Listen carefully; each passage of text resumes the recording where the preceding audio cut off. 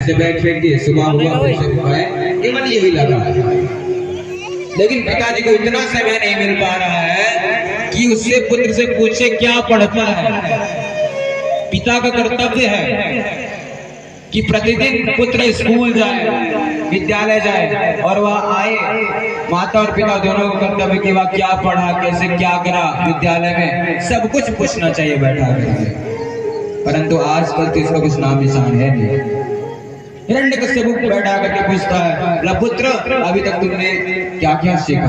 प्रहलाद जी कहते हैं, पिताजी पहली बार तो मैंने एक ही विद्या सीखी थी, परंतु अब की बार मैं 9 विद्या सीख ली है।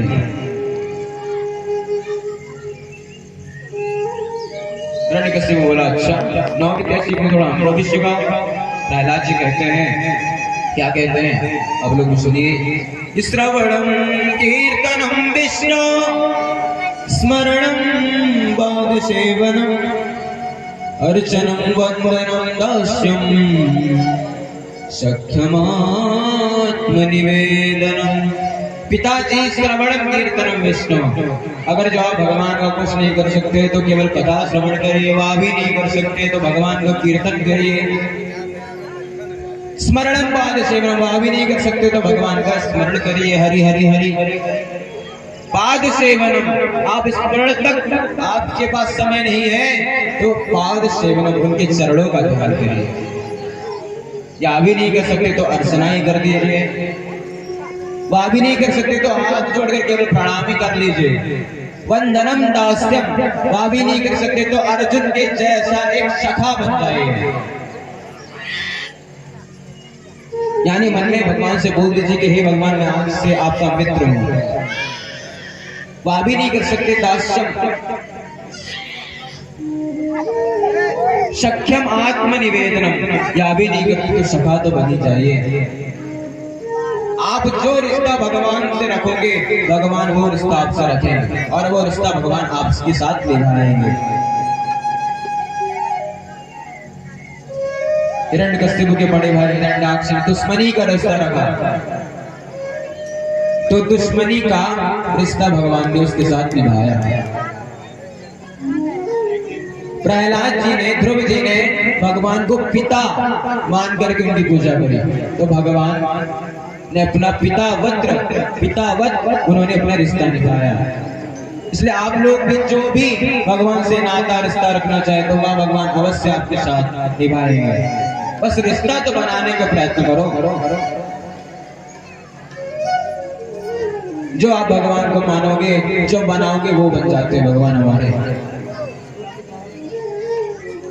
ऐसा प्रवचन सुन करके, प्रहलाद जी का ज्ञान उपदेश सुन करके तुरंत हिरण्यकश्यप की अब तो आंख लाल हो गई, हाथ थरथराने लगे। उठा करके प्रहलाद जी को नीचे से धड़ाक से पटक दिया और सैनिकों को आदेश दिया, अरे इसको ले जाकर के इसको मार दो, क्योंकि यह जो कोरोना है बहुत बेकार है।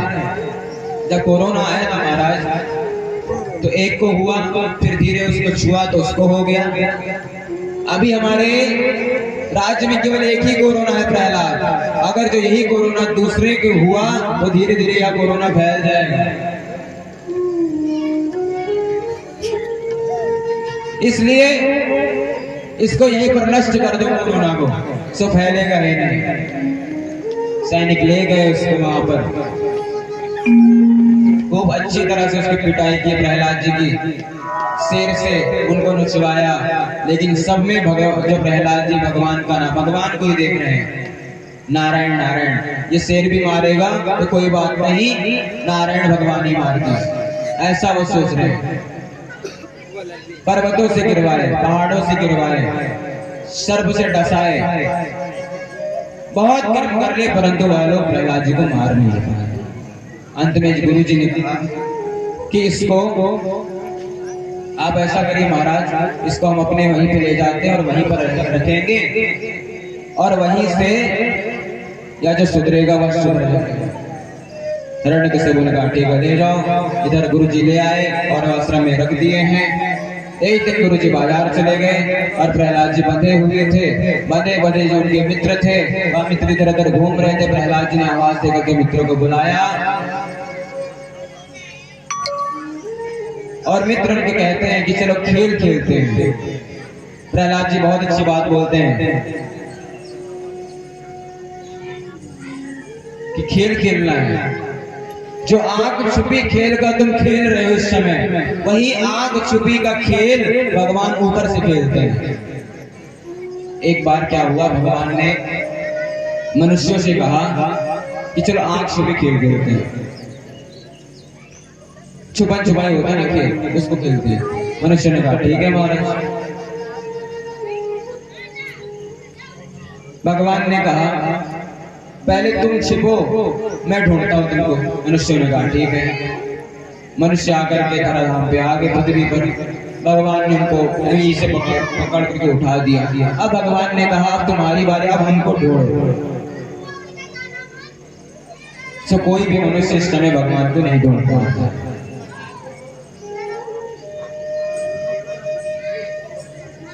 तो प्रहलाद जी ने वहां पर सारे मित्रों को कौमारम आचरित प्राज्ञो धर्मान भागवतानिहा, प्रहलाद जी ने बहुत शिक्षा दी अपने मित्रों को, और मित्रों से कहा खेलना है तो भगवान नाम हरि संकीर्तन के साथ खेलो, सर्वदा मग्न रहो। उनके मित्र भी बोले क्या मन तो हमारा भी करता खेलने को, लेकिन जो तुम्हारे पिताजी हैं वह बहुत दुष्ट हैं, वह खेलने नहीं देते। प्रहलाद जी ने कहा तुम पिताजी से डरते हो और परम पिता से नहीं डरते हो। बोली नहीं ऐसी बात नहीं है। प्रहलाद जी ने कहा ऐसी बात नहीं है तो फिर खेल में मग्न हो जाओ। और सारे मित्र प्रहलाद जी के और प्रहलाद जी भी साथ में संकीर्तन करने लगे हैं। क्या संकीर्तन करते हैं, हम लोग भी साथ में श्रवण करते हैं।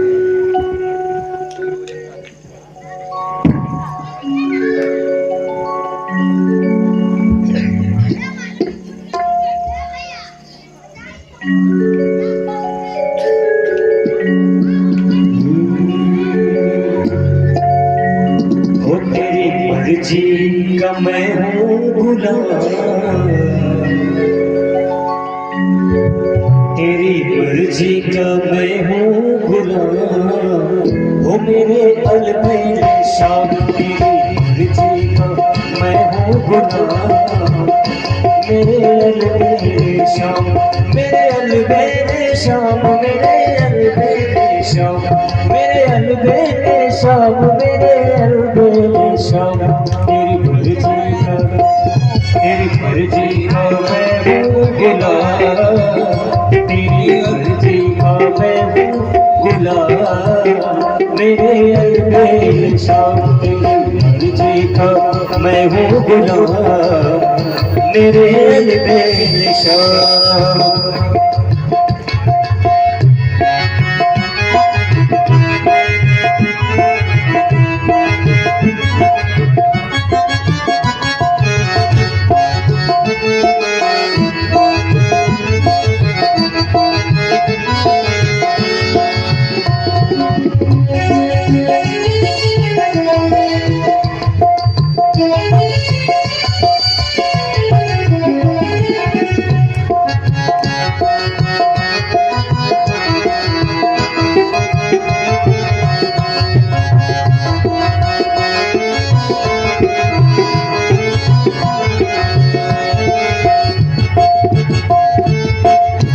जो करा लो मैं तुम पर न्यौछावर, जो करा लो मैं तुम पर न्यौछावर, हो तुम पे न्यौछावर, हो तुम पे न्यौछावर, जो करा लो मैं तुम पे न्यौछावर, जो करा लो दे दो, अब दे दो सजा जाना, अब दे दो सजा जाना, मेरे अलबेले शाम, तेरी मर्जी का मैं हूँ गुलाम, ओ मेरे अलबेले शाम।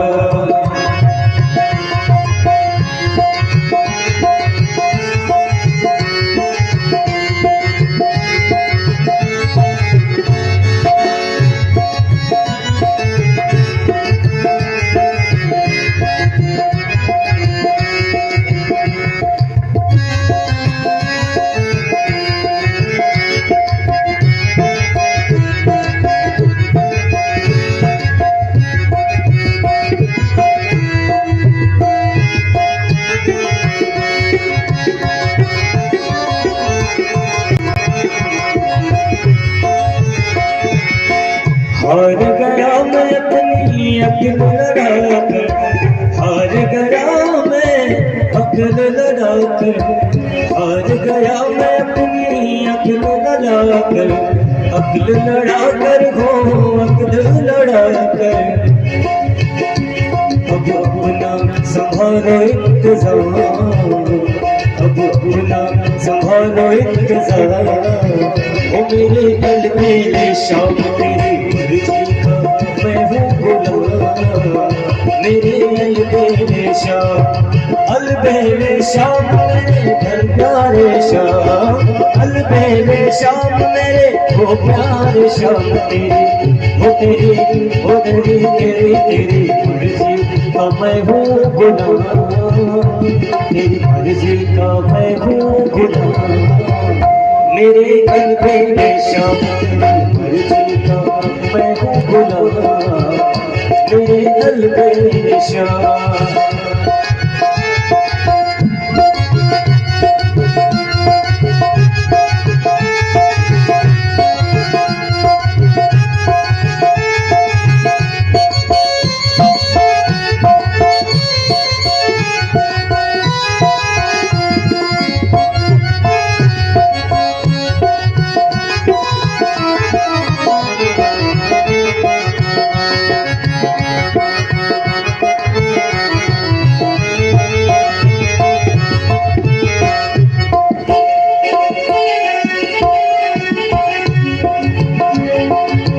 तेरी रजा में करी है अब राजी, तेरी रजा में करी है अब राजी, मेरी रजा में करी है अब राजी, करी है अब राजी, करी है अब राजी।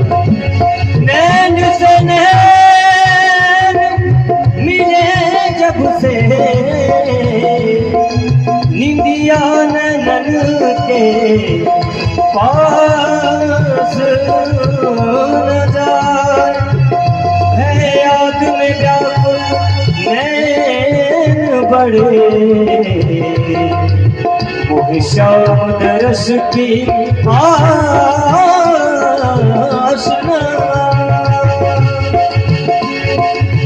तेरी रजा में करी है अब राजी, तेरी रजा में करी है अब राजी, करी है अब राजी, करी है अब राजी। तेरे चरणों में वो तेरे चरणों में, हाँ तेरे चरणों में वो तेरे चरणों में, तेरे चरणों में जाना मुकाम, तेरे चरणों में जाना मुकाम। ओ मेरे अलबेले शाम तेरी मर्जी का मैं हूँ गुलाम, मेरे अलबेले शाम तेरी मर्जी का मैं हूँ गुलाम। ओ मेरे अलबेले शाम तेरी मर्जी का मैं हूँ गुलाम, ओ मेरे अलबेले शाम, मेरे अलबेले शाम, मेरे अलबेले शाम।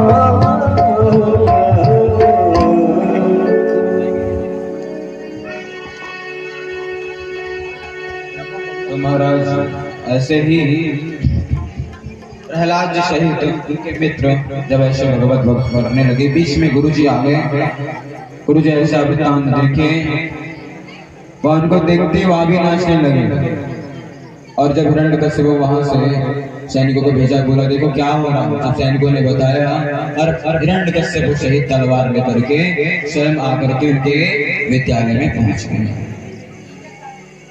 हिरण्यकश्यप घुर्राटे वगैरह डांटते हुए, अरे मूर्ख प्रहलाद, तू इतना किसके बस में नाचता है। प्रहलाद जी ने कहा भगवान के भक्त, भगवान के बस में। अगर जो तेरा भगवान सब जगह है तो तू बता यहाँ पे प्रकट कर सकता है क्या उसके खम्मादिका से कम। प्रहलाद जी ने प्रकट कर सकता हूँ, जैसे कहा प्रकट कर सकता हूँ। भगवान ने 1 मिनट थोड़ा ध्यान लगाया और प्रहलाद जी ने कहा हाँ यहाँ भी प्रकट कर सकता हूँ। जैसे प्रहलाद जी ने कहा भी प्रकट सकता हूँ, तो तुरंत जैसे हिरण्यकश्यप ने एक मुट्ठी उस स्तंभ पर मारा तो तुरंत उस खंबे को फाड़ करके भगवान प्रकट हो गए। बोलिए नरसिंह भगवान की जय हो। नरसिंह भगवान प्रकट हो गए और प्रकट होते ही उनके रूप बहुत विकराल हैं। आधा रूप नर का है, आधा रूप सिंह का है। और प्रकट होते हिरण्यकश्यप को उठा करके ओखली पर बीच पे बैठा लिए और बैठा लिए हैं और उसके सारे वरदान उसको याद दिलवा रहे हैं। हिरण्यकश्यप को बोलता मैं तो मरूंगा नहीं, ना दिन में मरूंगा ना रात में मरूंगा। भगवान ने कहा कुछ समय बाद संध्या बेला आने वाला है, कोई महीने में नहीं मरूंगा। भगवान ने कहा मैं तेरे लिए स्पेशल मलमास महीने बनवा चुका हूँ और वही महीना इस समय चल रहा है। हिरण्यकश्यप ने कहा मैं न नर से मरूंगा न शिव से मरूंगा। भगवान ने कहा देख ले मैं दोनों हूँ, मैं न नर हूं न शिव हूं, दोनों हूं। उसने कहा ब्रह्मा के बनाए हुए सृष्टि से किसी के हाथों से नहीं मरूंगा। भगवान ने कहा ब्रह्मा ने मुझे नहीं बनाया, मैंने ब्रह्मा को बनाया है। न नीचे मरूंगा न ऊंचे मरूंगा। भगवान ने कहा मैं तुझे बिल्कुल बीच में बैठा करके रखा हूं। अब को हिरण्यकश्यप भगवान को वरदान दे रहेगा। भगवान ने उसी ना अस्त्र से मरूंगा ना शस्त्र से। भगवान ने कहा मेरे नाखून तेरे लिए बहुत काफी। जब उसके वरदान कोई भी नहीं रह गया, भगवान ने अपने नाखूनों से उसके हृदय को चीड़ करके और उसके अंदर से जो उसकी आती थी आती निकाल करके उसकी माला पहन दी भगवान ने। बोले नरसिंह भगवान की। और भगवान क्रुद्ध होकर के वहां पर बैठे हैं। अब उनकी स्तुति करने कौन जाए, इतने क्रुद्ध हैं। ब्रह्मा जी ने लक्ष्मी जी को बुलाया। लक्ष्मी जी ने कहा अच्छा चलो अपने प्रियतम को भी मनाएंगे। आरती सजा करके जैसे लाई नीचे भगवान का ऐसा रूप देगी, तुरंत आरती पट के बोले अय्या रे दैया, ऐ मेरे भगवान नहीं है। लक्ष्मी जी भाग गए। अब किसी के पास कोई उपाय नहीं कि भगवान को मनाने कौन जाए। ब्रह्मा जी जाकर के प्रहलाद जी से बोले प्रहलाद जी आपने ही बुलाया, आप ही को शांत करो। प्रहलाद जी सीधा जाकर के उनके चरणों में गिर गए, दंडवत प्रणाम करने लगे। जिस प्रकार से गाय अपने बछड़े को चाटती उसी प्रकार से भगवान अपने भक्त प्रहलाद जी को चाटने लगे। और फिर भगवान प्रहलाद जी को उठा करके बैठा लिए। बोले पुत्र तुम मेरे चरण के पकड़ते हो, मैं तुम्हारा चरण पकड़ सकता हूँ। तुमने मेरे लिए कितने दुख सहे, कितने दुख दर्द पीड़ा सही।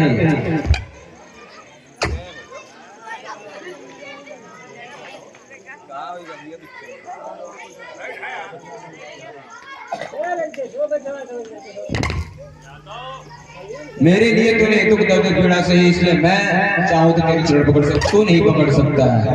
प्रहलाद ने कहा नहीं। और प्रहलाद ने 64 श्लोकों में भगवान की दिव्य स्तुति की है, दिव्य स्तुति की। और भगवान ने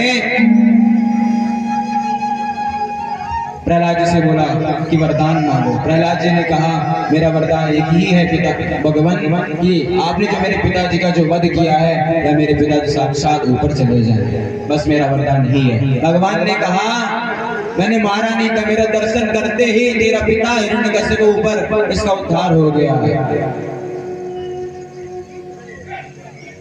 और इस प्रकार से भगवान ने प्रहलाद जी को वरदान दिया। प्रहलाद जी को अपने पार्षदों में उत्तम बना दिया उनको। और 12 महाभागवत होते हैं, 12 महाभागवतों में प्रहलाद जी का भी नाम आता है। और याद करके नरसिंह भगवान अंतर्धान हो गए। इस प्रहलाद चरित्र को जो भी श्रवण करता है उसकी बुद्धि निश्चल होती है और भगवान में उसका मन लगता है। अब हम आगे चल करके भगवान कृष्ण का जन्म करेंगे।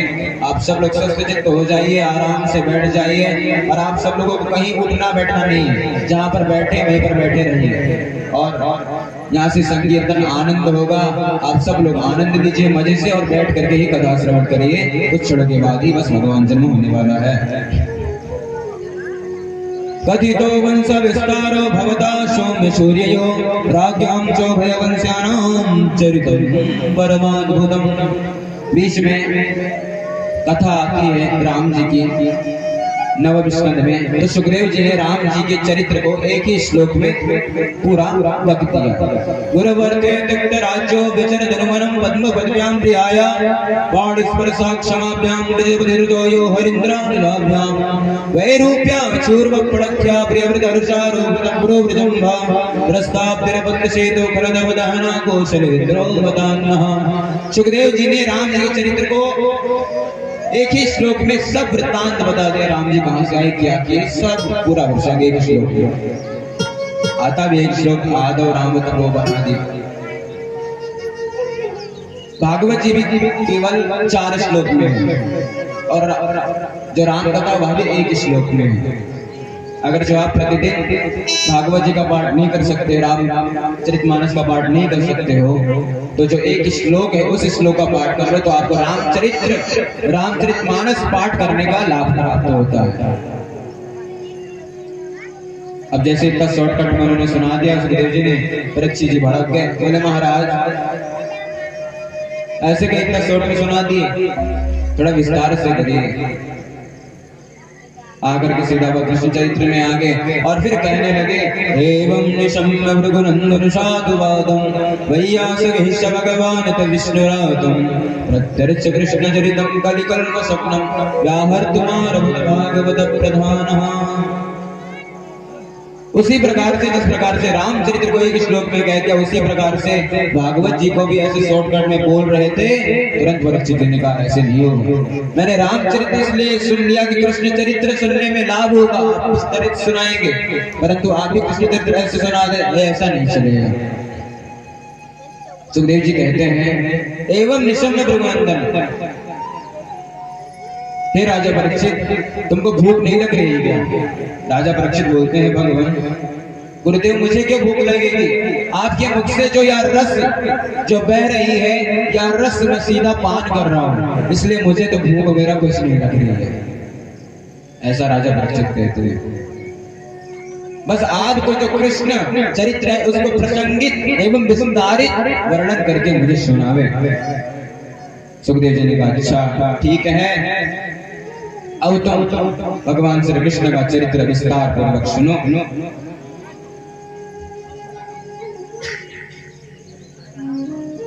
कहते हैं कि जब कोई दुष्ट आता है तो उस दुष्ट के लिए भगवान को अवतरित होना पड़ता है। एक समय ऐसा आ गया था, एक कंस नाम का दैत्य था, वह इतना दुष्ट प्रवृत्ति का था कि सब देवताओं को, पृथ्वी मां को अपनी दासी बना करके रखा था और उसकी प्रजा जो थी उससे बहुत नफरत करती थी। तो एक दिन उसने सोचा कि अगर मैं अपनी प्रजाओं के मन के अंदर अपने लिए कुछ स्मृत भाव कर दूं तो बहुत अच्छा हो जाएगा। बस सोचते ही सोचते उसकी एक बड़ी बहन थी,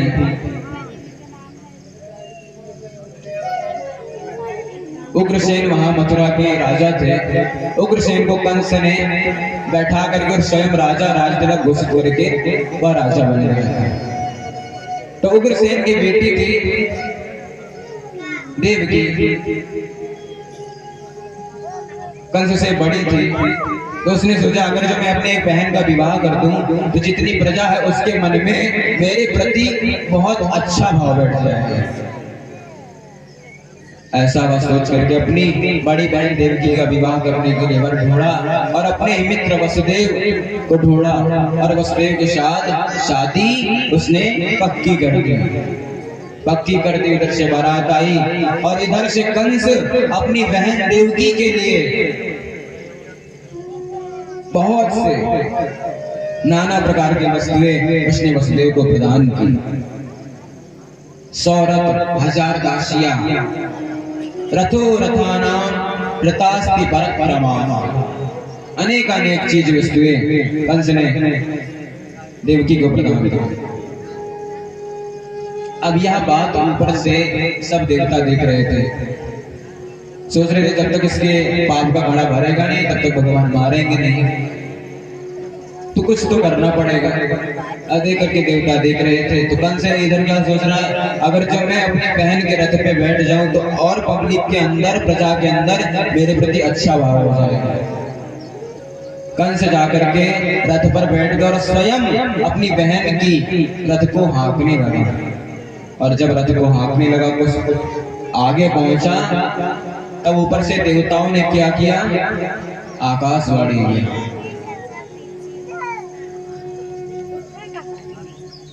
और देवता क्या कहते हैं वत्स, अरे मूर्ख प्राणी कंस, तू अपनी जिस बहन का रथ हाँक रहा, रथ पे बैठा करके उसी तेरे बहन का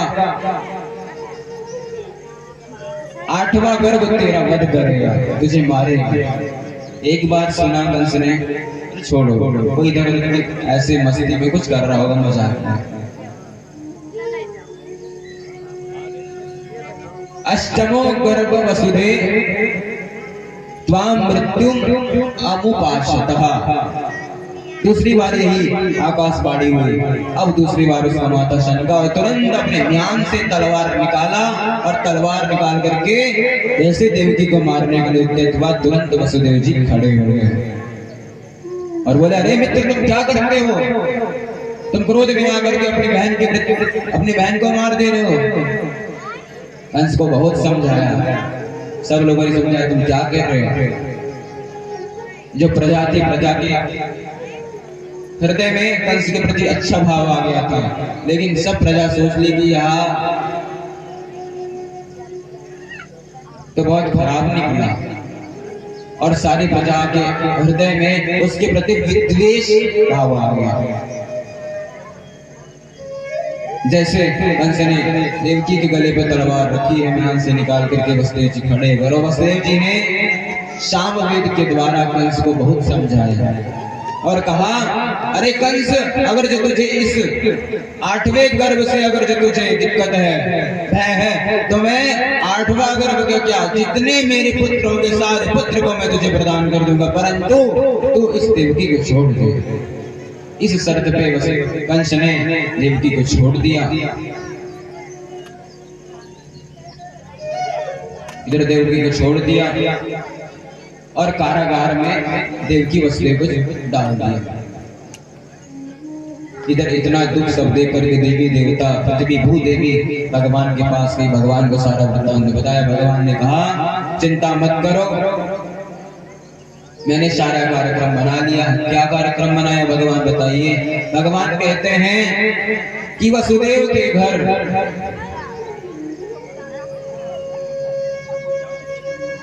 देवकी के द्वारा मैं 8वें गर्भ में मैं जेल में आऊंगा और 7वें गर्भ में शेष नाग जो है वह आएंगे 7वें गर्भ में, और 8वें गर्भ में मैं स्वयं आऊंगा तुम लोगों का उद्धार करने के लिए, और जो तुम्हारे पीछे दुष्ट कंस लगा हुआ है उसका उद्धार करने के लिए, और जो पृथ्वी पर जो बहुत से भार हैं उन भार को उतारने के लिए मैं अष्टम गर्भ में मैं पृथ्वी पर आऊंगा देवकी के गर्भ में।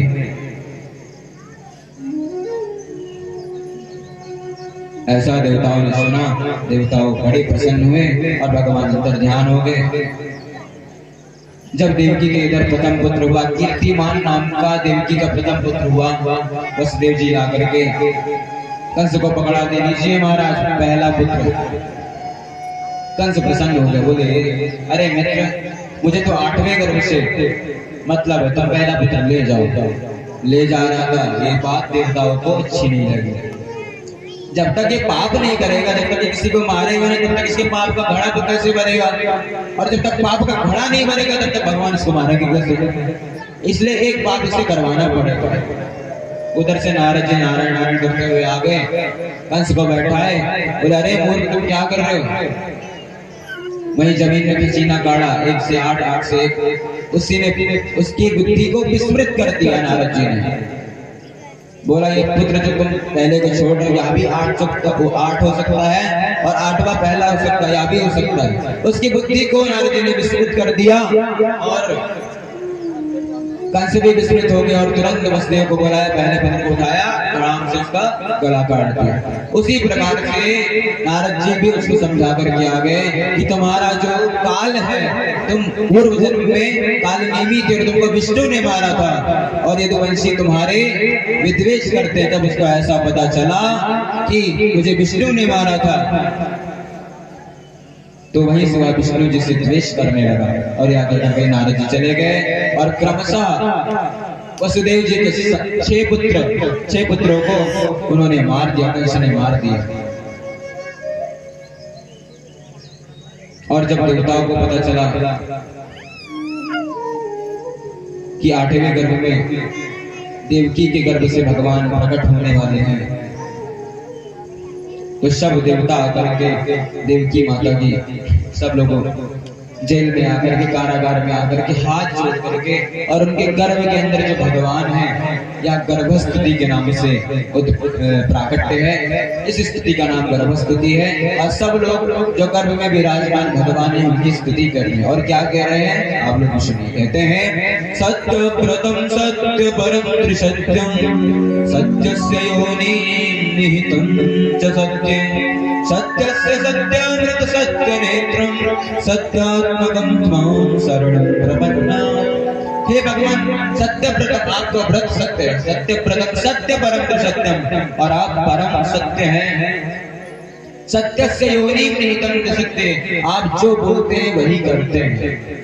सत्यात्मकं तां शरणं प्रपन्ना, आपने कहा हमारा जो दुख है उसको नष्ट करेंगे, और आप वही कर रहे हैं। ऐसे सत्यतात्मक परम ब्रह्म परमेश्वर भगवान श्री कृष्ण को मैं प्रणाम करता हूँ। ऐसी स्तुति कर करके सारी देवी देवता सजा गए। इधर ऊपर भगवान माया को आदेश दे दिए। जो भगवान की माया है, माया को भगवान ने कहा कि माया तुम मेरे एक काम कर दो। माया ने कहा क्या भगवान बताइए। तुमको जो 7वां गर्भ होने वाला है शेषनाग जी का, उस गर्भ को उठा करके गोकुल में जो नंद बाबा और यशोदा मैया है उनके गर्भ में रखना है, और वहां की कन्या बन करके तुमको यहाँ पर आना है। और जो तुम मेरा ये सेवा कर दोगी तो तुम्हारा नाम, तुम्हारा पूजा पूरे संसार में होगी, और तुम अनेक देवियों के नाम से प्रसिद्ध हो जाओगे। दुर्गा आदि मैया के नाम से तुम, विंध्येश्वरी वैष्णो देवी के नाम से तुम प्रसिद्ध हो जाओगी, और संसार में तुम्हारा बहुत यश रहेगा, तुम्हारी पूजा करेंगे सब लोग। भगवान का आदेश माया को मानना पड़ा। माया आई है, और जैसे 7वां गर्भ देवकी के गर्भ में आया है शेषनाग जी, रात में ही शेषनाग जी आए और उनको वहां से माया जाकर के खींच करके, और यशोदा मैया के घर गोकुल में रोहिणी के पास जो पुत्री थी, उस पुत्री को उठा करके, और जो बालक यहाँ पर जो शेषनाग जी थे, शेषनाग जी को उठा करके रोहिणी के गर्भ में रख दिया। और रोहिणी का जो गर्भ था, जो पुत्री, उस पुत्री रूप में जाकर के वह विराजमान हो गई है, और वह इधर आई है, और 7वें गर्भ में सब प्रजा को पता चला कि कंस के भय के द्वारा जो देवकी वसुदेव का जो कंस है 7वां, वह गर्भ शायद से गिर गया है।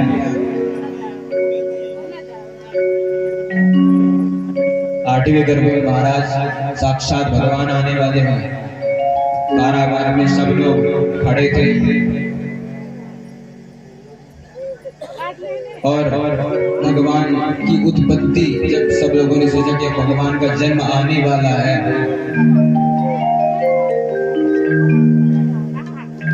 तो अथ सर्वगुणोपेतः कालः परम शोभनः यरिहे वार्जन जनमक्षम शांतरक्ष गृहतारकम्। अथ सर्वगुणोपेतः, जब काल ने सोचा कि ये भगवान का जन्म होगा तो काल भी रुक गया। अथ सर्वगुणोपेतः, जितने जो तिथियां थी सारी तिथियां रुक गई, और सब एक तिथियां अपने में होड़ सी कर रही है कि मैं जाऊंगी, मैं जाऊंगी, मैं जाऊंगी। नवमी तिथि कह रही कि मैं जाऊंगी, अष्टमी बोली क्यों, तुम क्यों जाओगी, तुम तो पहले भगवान के जन्म में आ चुकी हो ना, तुम क्यों जाओगे। सब ऋषियां होड़ से मचा रही है। चंद्र सूर्य लड़ रहे हैं कि मैं जाऊंगा, मैं जाऊंगा। सूर्य बोल रहे हैं कि तुम चंद्रवंश अभी तो गए हो राम जी के चरित्र में, जब राम जी आए थे तो भी थे, अब मैं जाऊंगा।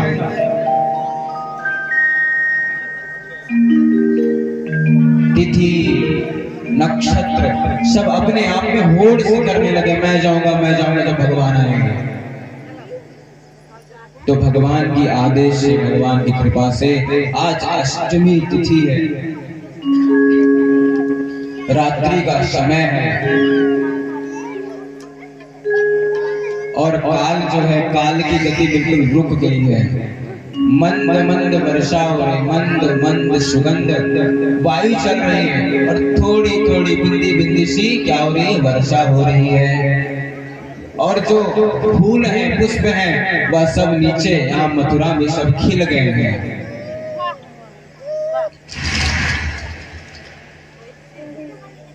फूल सब खिल गए हैं और जो पहरेदार हैं वह सब सो रहे हैं। जो पहरेदार कंस ने लगवा रखे थे, अब सब पहरेदार, मंद मंद वर्षा हो रही है इसके कारण, और काल की भी गति रुक गई है।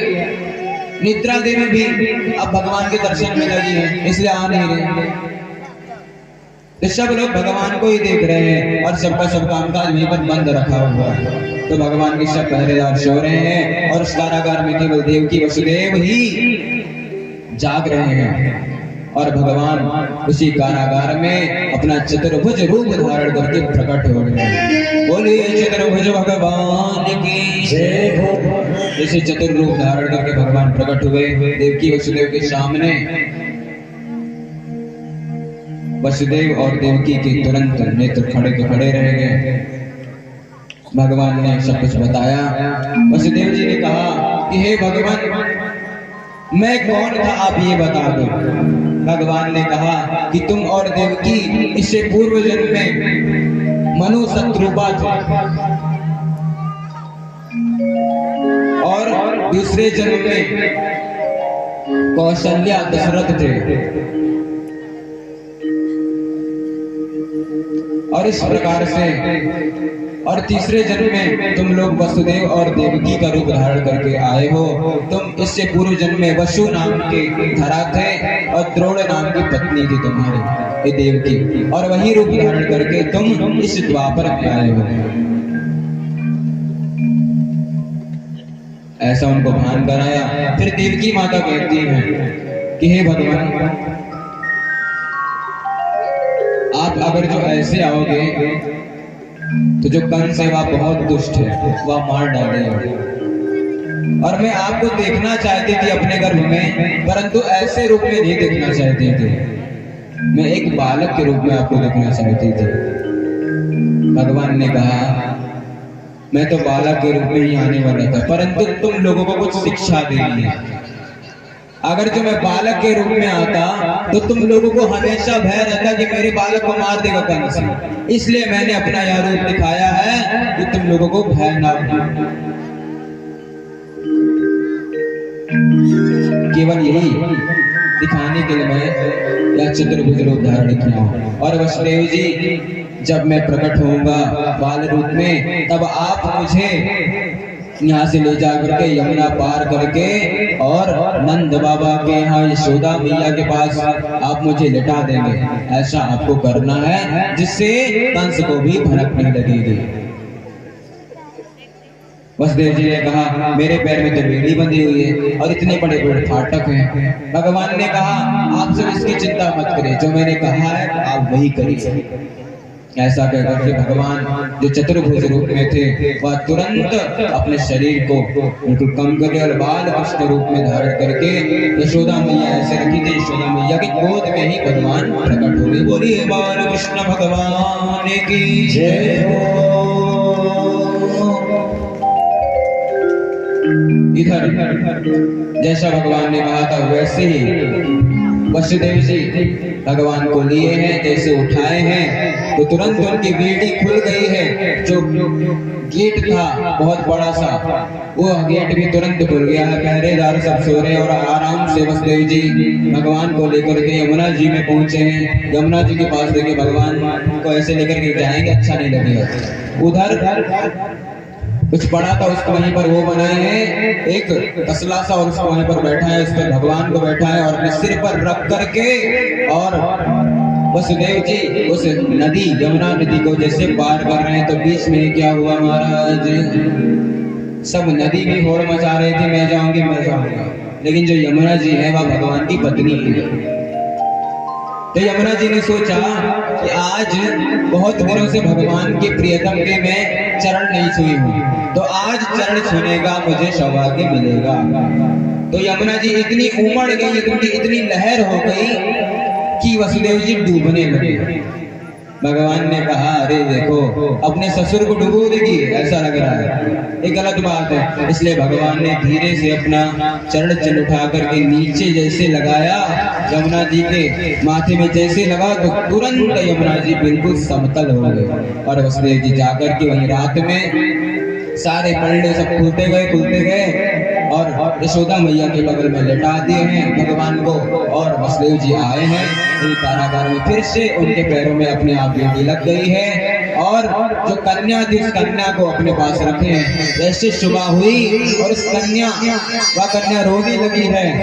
जैसे कन्या रोने लगी है तो तुरंत कंस को पता चला कि पुत्र हो गया। कंस रात उसी नींद में ही इधर उधर चलते फिरते ठोकरें खाते हुआ आया है। और जब देखा तो वहां पर पुत्र की जगह, गर्भ की जगह गड़बड़ी है। गड़बड़ी को उठाया, देवकी माता ने बहुत चपटा करके रखा था गड़बड़ी को। कंस ने मांगा, बोले तो देवकी ने कहा नहीं मैं नहीं दूंगी।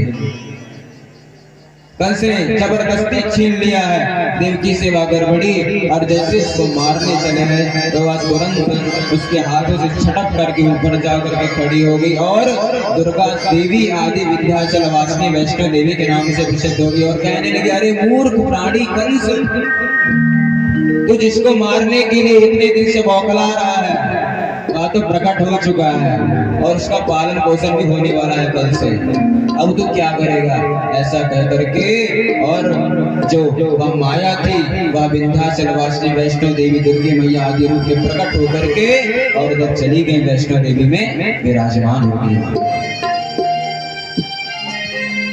और उन्हीं की आप सब लोग पूजन सत्कार करके और आप सब लोगों की मनोकामना पूर्ण करना उनका कर्तव्य है। इधर कंस बेचारा बैठ गया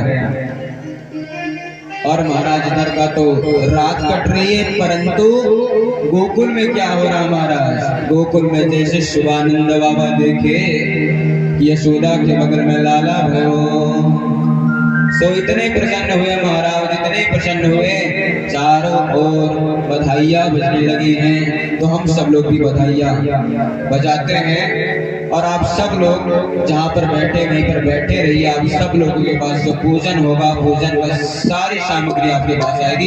जैसे जैसे बोलते जाएंगे आप सब लोग वैसे करते जाएंगे, बैठ करके कोई उठेगा नहीं। और जो बधाइयां बजने वाले आप सब लोग उसका आनंद लीजिए। जय माता दी।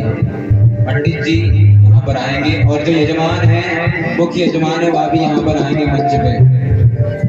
जय माता दी।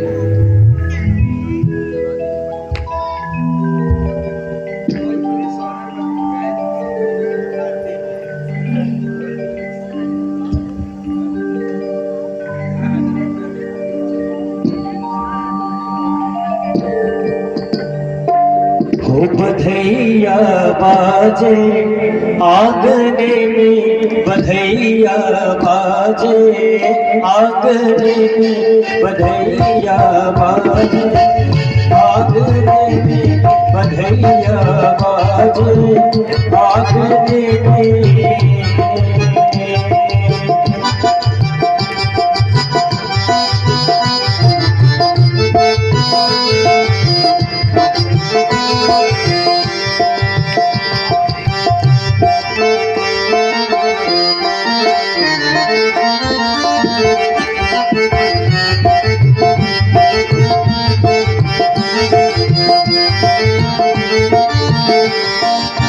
बधैया बाजे, बधैया बाजे, बधैया बाजे, बधैया बाजे, बधैया बाजे आंगने में, बधैया बाजे आंगने में।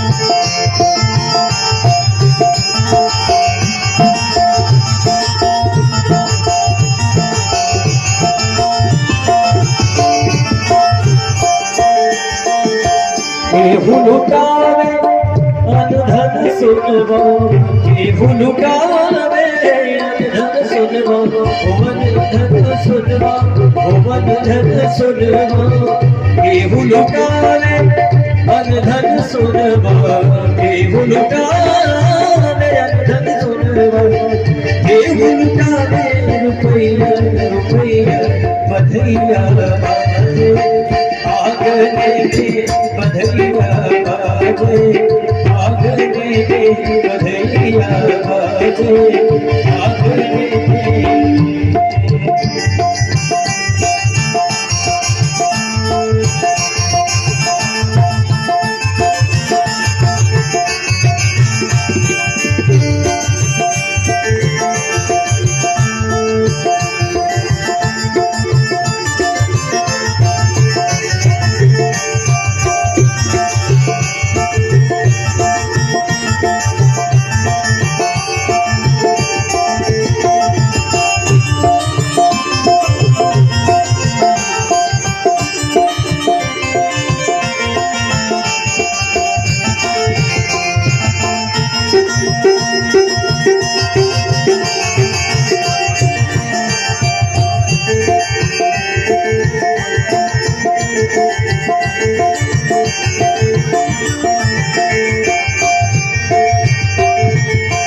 नंद जी लुटावे अनधन सुनवा, नंद जी लुटावे अनधन सुनवा, अनधन सुनवा सुनवा, नंद जी लुटावे अनधन सुनवा, लुटावे अनधन सुनवा, मैया लुटावे रुपया रुपया बधैया बाजे, आगने में बधैया बाजे, आगने में बधैया बाजे, आगने में।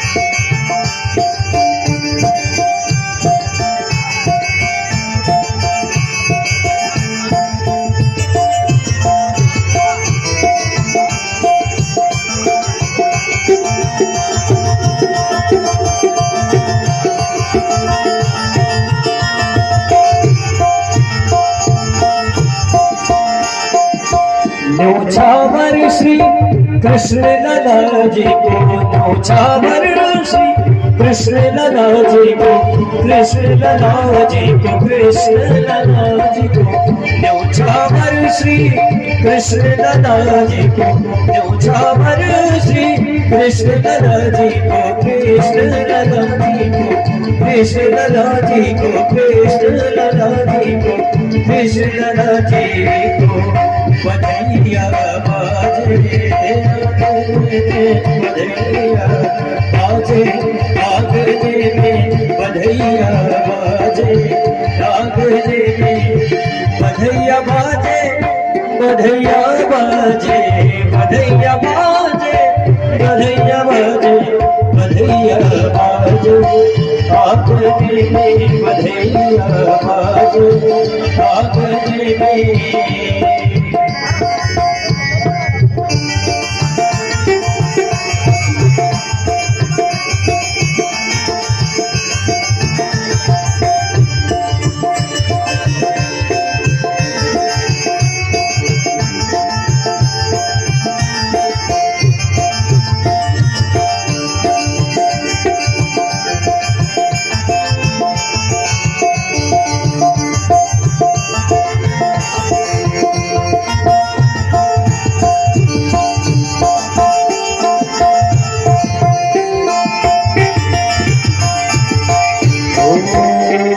बधैया बाजे, आगने में बधैया बाजे, आगने में बधैया बाजे, बधैया बाजे, बधैया बाजे, बधैया बाजे, बधैया बाजे, आगने में बधैया बाजे, आगने में बधैया बाजे, आगने में बधैया बाजे, आगने में।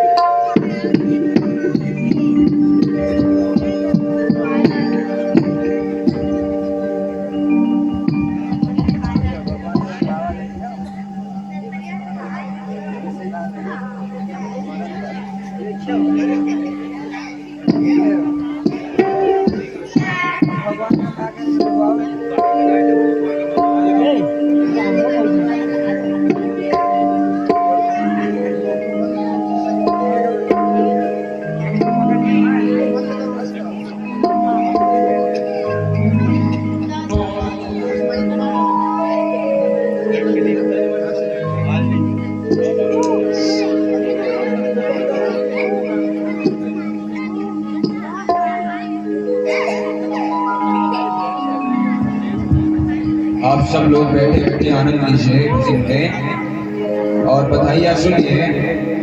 तब तक भगवान का भोजन होने के बाद आप सब लोगों के जो हाथ में जो दिया गया है, अर्पित किया गया है, आप सब लोगों को भगवान के भोजन के होने के बाद आप सब लोगों को अर्पित करना है। आप सब लोग यहीं पर बैठ करके और आनंद लीजिए। जय माता दी।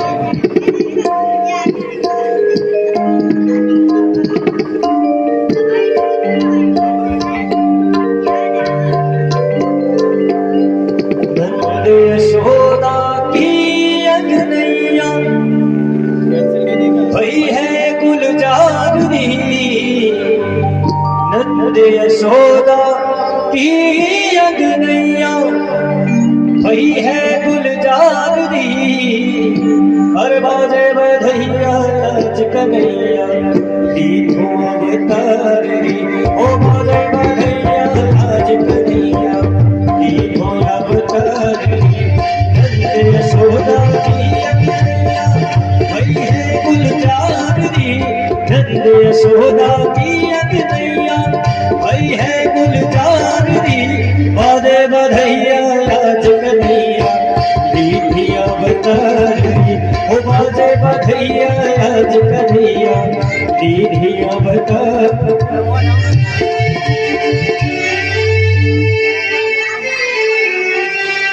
बैक ना मुझे पावर बटन डाल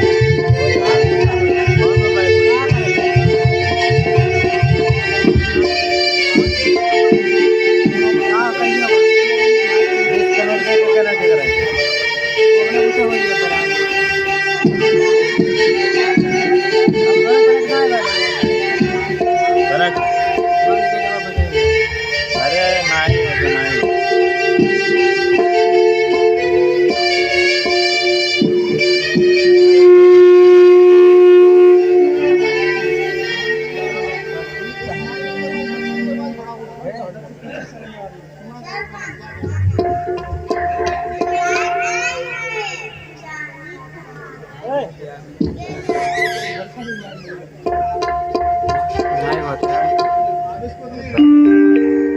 बंद हो गया।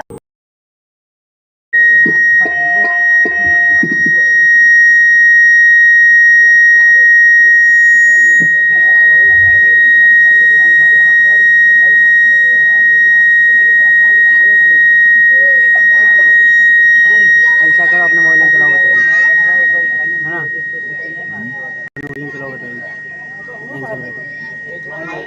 हम लोग लगा लिए। हाँ ले जाओ नहीं कहते उनका नहीं नहीं थोड़ा खोल जाओ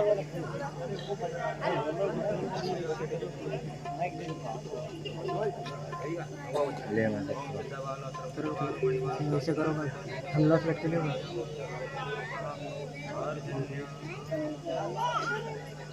अकेले नहीं स्लो होगा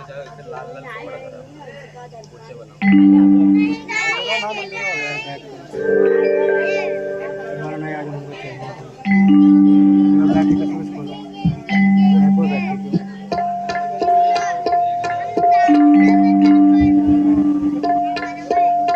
से कनेक्ट करो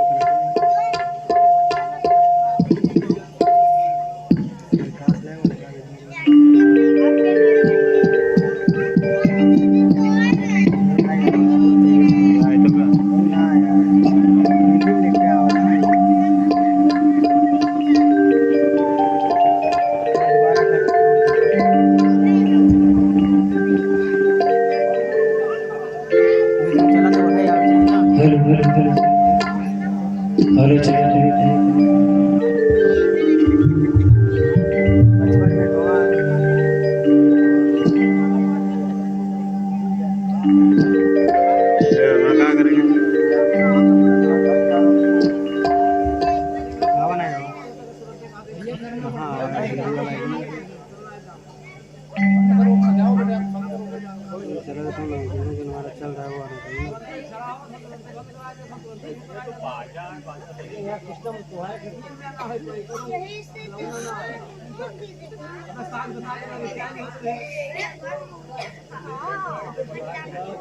वो कई चैनल पर देख रहे थे फेसबुक पर देख रहे थे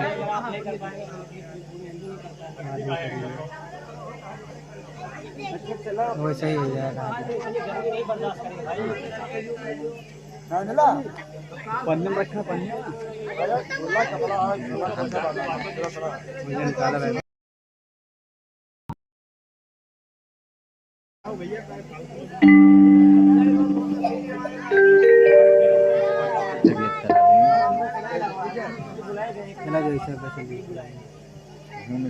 नहीं रे चलो नहीं लाइव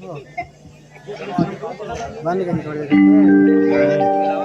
हाँ वो स्टाफ हो सकता है। हेलो कार्ड नहीं हो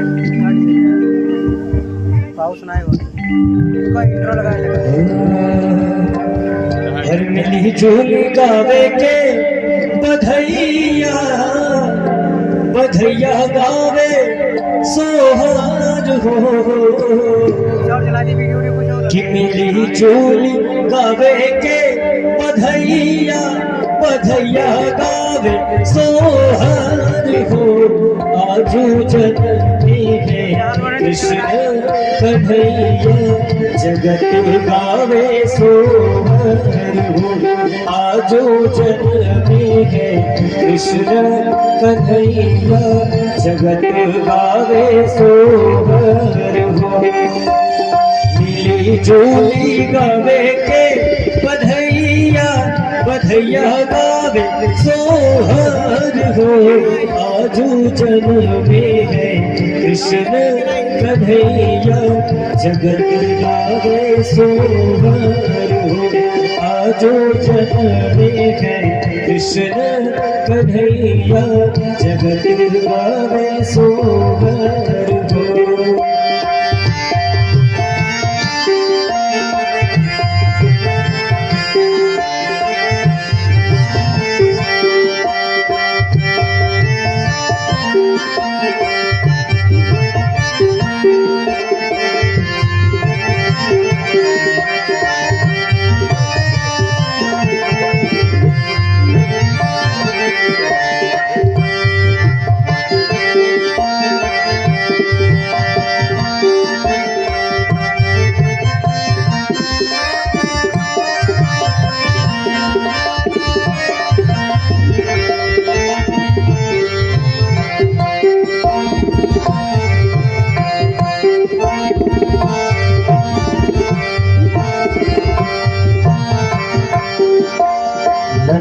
बाबा देवे धेनु गैया लुटावे धन यशोदा मैया हो नंद बाबा देवे धेनु गैया लुटावे धन यशोदा मैया हो आजो जननी है कृष्ण कन्हैया जगत गावे सोहर हो आजो जननी है कृष्ण कन्हैया जगत गावे सोहर हो मिली झूली गावे के बधैया बधैया गावे सोहर हो आजू जननी है कृष्ण कन्हैया जगत गावे सोहर हो आजो जननी है कृष्ण कन्हैया जगत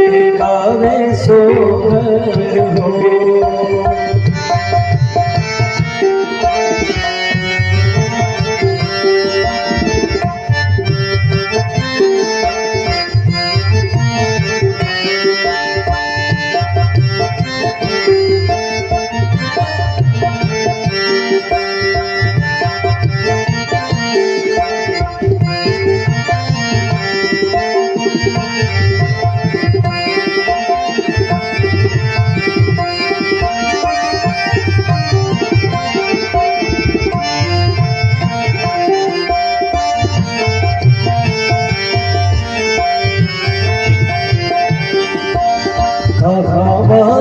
बोले कोई नरिया तो कहाँ बल मोर बोले हो कहाँ बाजे बोले कोई नरिया तो कहाँ बल मोर बोले हो कहाँ बाजे बोली सहारे सवा अगन उठे सोहर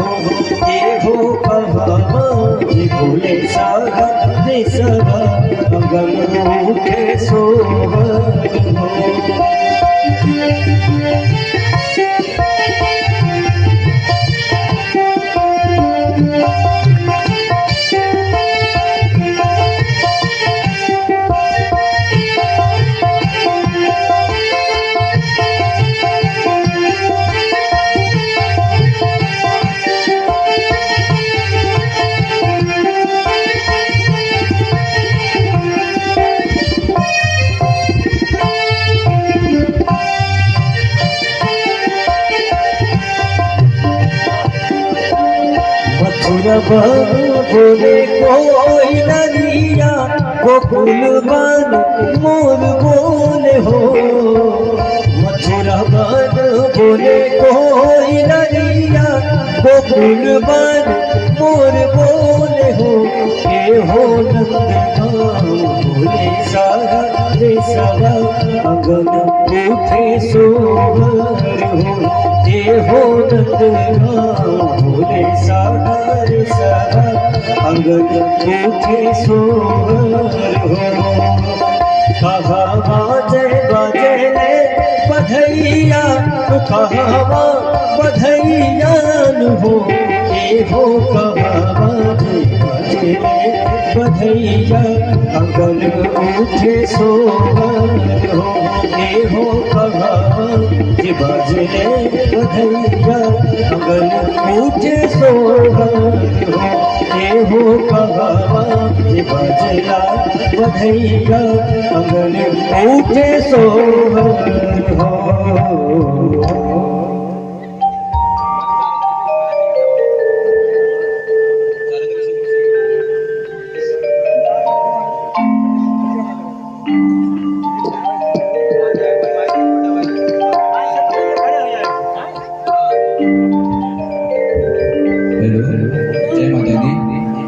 आप सब लोग भगवान का पूजन हो गया, अभिषेक हुआ है भगवान का तो दही पंचामृत स्नान से।